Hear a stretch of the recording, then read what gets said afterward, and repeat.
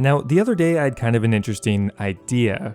Now, throughout the years, this game has changed quite a bit. There's been new gear added, new training methods, new moneymakers, just a ton of new content. However, one thing has remained consistent throughout all the years, and that is that most players are striving to get towards the end game and max out their account by obtaining all of the gear in the game, get more money so you can buy better gear, so you can earn more money so you can buy better gear. It's just an integral gameplay loop, and most players strive to obtain the most expensive gear in the game and max out their account. However, is that getting much easier over time, or is that dream slowly slipping away?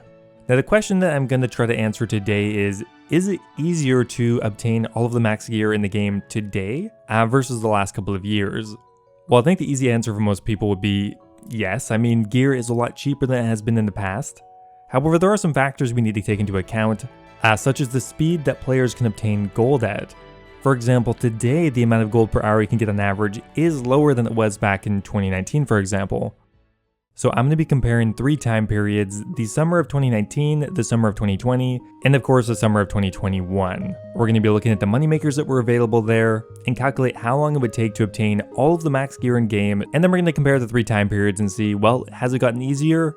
Has it stayed the same, or has it even gotten harder maybe? Now obviously I'm going to be talking about main accounts today. Ironmen obviously don't really need to buy items, so it's not as relevant. We're going to be talking about the time it would take a main account to obtain all of the endgame gear in the game, and we're going to make some comparisons. As always guys, don't forget to like the video, always appreciate it, and let's get started. Now, to answer this question, there are 2 main things we need to figure out. First up here, how much did all of the gear cost? I mean, in 2019, how much did a twisted bow cost compared to today? I'm going to start by adding all of the different gear that you might use, and then we're going to compare that to how much money you could expect to make on average using some of the best moneymakers in the game at the time. Okay, so let's start off with gears. So we're going to be looking at max combat sets for melee, magic, and ranged, and I'm even going to throw in a couple other items there that most endgame players would probably want. I'm not going to include every single item that has a niche use somewhere, but we're going to include all the expensive ones.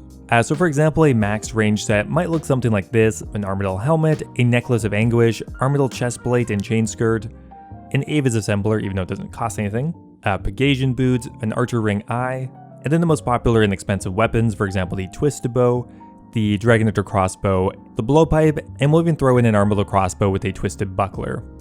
Now ranged is pretty easy because there hasn't really been any new gear added in the last 3 years, so the gear from 2019 to 2021 looks fairly similar. So for magic, a lot of the gear is the same. For example, we have the ancestral set, the occult necklace, tormented bracelet, eternal boots. We're even going to throw an arcane spirit shield in there for good measure. Now for the weapons, I'm going to include the Kodai wand, the sanguinesti staff, and also the harmonized nightmare staff. Now that only came out in 2020, so that's going to make things a little bit different year over year, but it is a very expensive item and it is used in PVM, so it's kind of too big to ignore.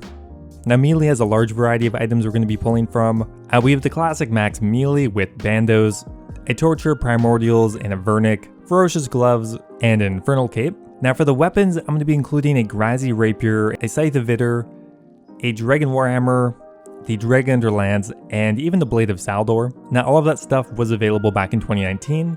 However, there are a few newer items I'm going to include as well, such as the Natives Not Face Guard, the Inquisitor's armor set, and the Inquisitor's mace. So with all of that said, I went through the price history for all of those items, looked back at 2019, 2020, and 2021. Now the time period that I pulled from was around August, so we're comparing the summer of 2019 to the summer of 2020 to, of course, the summer of 2021, which is right now. So the total cost of gear is quite interesting. So in 2019, to get a max set, including all of the items that I mentioned, it would cost you around 4.3 bill. So quite a hefty chunk of change. Now in 2020, things are skewed fairly heavily by nightmare items, so I'm going to be keeping track of both numbers. If you include all the new nightmare items that were kind of new at the time, the total amount of GP you would have to spend to obtain all of the max gear in 2020 is around 8 bill. However, if you don't include the Inquisitor's set, the Inquisitor's mace, and the harmonized nightmare staff, it's closer to 4.4 bill. And that of course brings us to today. Now the cost to obtain all of the gear in 2021 is around 5.4 bill. Again, if you don't include the nightmare items, it's around 3.7 mil. So it does make a fairly large difference on whether you include the Nightmare of Ashihama items. A lot of players do view them as fairly niche. However, in general, I think they are more niche mainly because they are really expensive. They are straight upgrades in a lot of scenarios. so I do think including them would be legitimate. So a few takeaways from this information is that while most of the gear that was available in 2019 has gotten cheaper, in contrast, there is new gear that has been released in 2021 and more so in 2020 that has brought up the total cost fairly substantially and has more than offset the decreased gear value. And one of the most consistent items over the years has been in the game for a while is actually the Kodai wand, being worth a very similar amount in 2019, 2020, and 2021. Now for the second part of the puzzle here, we need to determine how much money players were able to make in their respective year. Now the way I'm going to be doing this is by taking the top 10 money makers that were available by year, so the top 10 money makers of 2019, 2020, and 2021. I'm then going to take an average of all of those money makers to get a general value of how much money could be made at the time. So I'm going to use the Wayback Machine to have a look at the money-making wiki from 2019. We're going to take everything here with a grain of salt, as the wiki is not infallible, but it will give us a general view. Now for 2019, I've determined that these were, in general, the best moneymakers at the time. Now I'm putting Theater of Blood in 2019 at around 7.5 mil per hour, which seems like a lot compared to today, but back then players were making absolute bank doing Tob, so that's coming in at number 1. Chambers of Xeric coming in at 5 mil per hour. We have Vorkath and the Alchemical Hydra, which were closer to 4 mil per hour. And other moneymakers on there are Zulrah, Demonic Gorillas, Cerberus, Bandos, Zami, and the Abyssal Sire. Pretty much across the board, all PVM. Now if we average those together, that comes out to around 3.7 mil on average that someone who is well into the end game could expect to make per hour. Now in 2020, there are still a lot of the same moneymakers, however one notable new standout is the Nightmare of Ashihama. Average money you can make at the Nightmare of Ashihama is obviously going to vary depending on your luck. However, over the long term, players are making somewhere between 9 and 10 mil per hour, just because of how valuable those Nightmare items were. Now, while the Theater of Blood and Chambers of Xeric did take a hit in their money per hour, quite a few of the other moneymakers didn't change that much, which actually brought the average GP per hour you can make in 2020 up to around 4 mil per hour. Now in 2021, the best moneymakers we're looking at today is right now coming in with the Corrupted Gauntlet at around 5 mil per hour. However, that is very volatile depending on a new content release. We have the Nightmare of Ashihama coming in at 4 mil per hour. We have the Alchemical Hydra still around 3.5 mil per hour. We actually have a few skilling methods in 2021, which I think is pretty cool. That being pickpocketing Firewatches and pickpocketing Elves. We also have the Hallowed Sepulchre being in the top 10, which is pretty interesting. There are still a lot of PVM things on here, but they are much worse money per hour. So while many players' favorite PVM content has gotten much worse as far as the GP per hour, over the years, it has been replaced by other good moneymakers. So the average money per hour in 2021, I put it around 3 mil. Now with all of that out of the way, we should have all the information we need to calculate on average how many hours it would take for an endgame player to obtain all the gear in the game that they would, well, reasonably need. So to obtain all of the endgame gear you could possibly want, including the Elysian, the Twisted Bow, the Scythe, and anything else you would want, was around 4.2 bill. At the time, the average GP per hour you could earn was around 3.7 mil per hour, which means the time it would take you to obtain max gear is around 1,156 hours.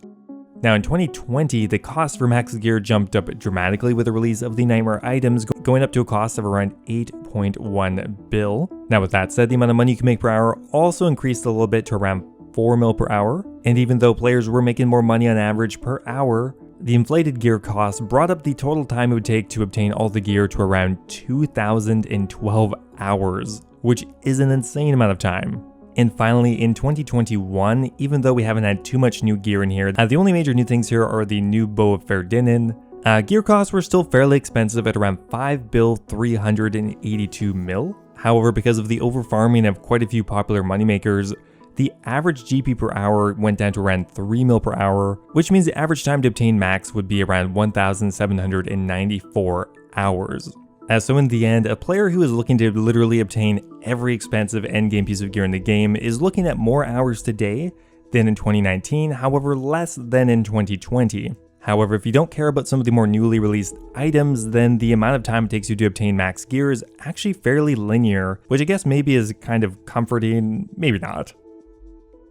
Now the final thing I wanted to calculate is if we assumed a player only wanted to do the absolute best moneymaker that was available at the time. So for example, in 2019, a player would only do Theater of Blood.